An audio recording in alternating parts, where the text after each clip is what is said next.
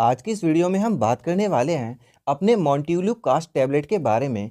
आज हम जानेंगे इसके ब्रांड नेम्स के बारे में और इसके यूजेस के बारे में, इसके साइड इफ़ेक्ट्स के बारे में और इसे हमें कितनी डोज में लेना चाहिए और इसके क्या-क्या प्रिकॉशंस होते हैं, उन सभी के बारे में आज की इस वीडियो में हम कवर करेंगे। तो चलिए दोस्तों, वीडियो को स्टार्ट करते हैं। अब हम बात करते हैं अपने पहले टॉपिक इसके ब्रांड नेम्स के बारे में कि जो हमारा मॉन्टिल्यू कास्ट है इसके कौन कौन से ब्रांड नेम होते हैं। तो जो हमारा सबसे पहला और मोस्ट पॉपुलर है वो आता है मॉन्टेर करके, जो कि हमारे सिप्ला कंपनी द्वारा बनाया जाता है।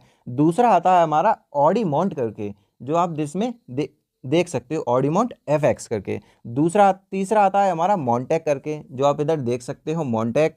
फिर आता है मॉन्टीमैक एल। फिर उसके बाद आता है हमारा ल्यूकोटस।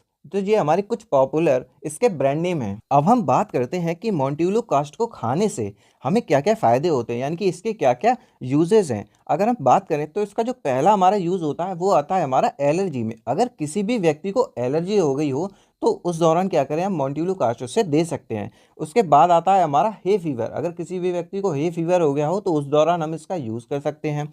उसके बाद स्नीचिंग, यानी कि छींक आने के केस में। रनी नोज़, अगर किसी भी व्यक्ति को रनी नोज़ हो रही, यानी कि उसकी नाक से पानी बह रहा हो, उस दौरान हम दे सकते हैं।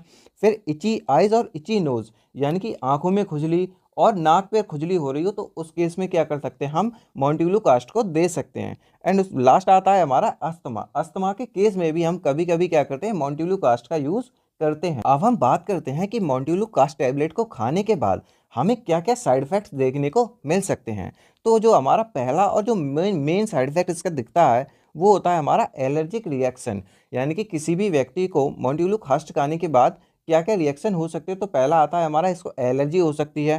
ट्रबल ब्रीथिंग, यानी कि क्या हो सकता है, हमें वो सांस लेने में हमको दिक्कत हो सकती है। फिर हम साइनस पेन में, यानी कि साइनस पेन में इसको दिक्कत हो सकती है। वीकनेस हमें बहुत ज़्यादा आ सकती है और डिजीनेस, यानी कि चक्कर भी हमें बहुत ज़्यादा आ सकते हैं। अब हम बात करते हैं कि हमें अपनी मॉन्टिल्यू कास्ट को कौन कौन सी डोजेस फॉर्म में हमें खाना चाहिए।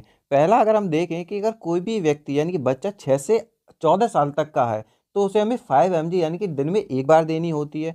और 15 से एडल्ट तक को हमें 10 mg दिन में एक बार देनी होती है। अब हम बात करते हैं कि मॉन्टिल्यू कास्ट टैबलेट खाने से पहले हमें क्या क्या सावधानियां रखनी पड़ती हैं। तो अगर हम मॉन्टिल्यू कास्ट टैबलेट को खा रहे हैं और इससे हमें किसी भी प्रकार की एलर्जी है तो उससे पहले हमें अपने डॉक्टर से कंसल्ट करना चाहिए, यानी कि डॉक्टर को दिखाना चाहिए। और अगर हम मॉन्टिल्यू कास्ट टैबलेट ले रहे हैं तो अगर हमें किसी भी प्रकार की लिवर डिसीज़ हो, मेंटल डिसीज़ हो या हमारे हार्ट में कोई प्रॉब्लम हो तो उस केस में भी क्या करें, तो हम सबसे पहले अपने डॉक्टर या फार्मासिस्ट को बताएं, उसके बाद ही मॉन्टिल्यू कास्ट टैबलेट का यूज़ करें। और तीसरा, अगर कोई भी प्रेग्नेंट महिला है तो उस केस में क्या करें कि डॉक्टर की सलाह के बिना उसे ये टैबलेट ना दें। तो दोस्तों, आज की हमारी वीडियो आपको कैसी लगी हमें कमेंट करके ज़रूर बताएं और ऐसे ही और अमेजिंग वीडियो देखने के लिए हमारे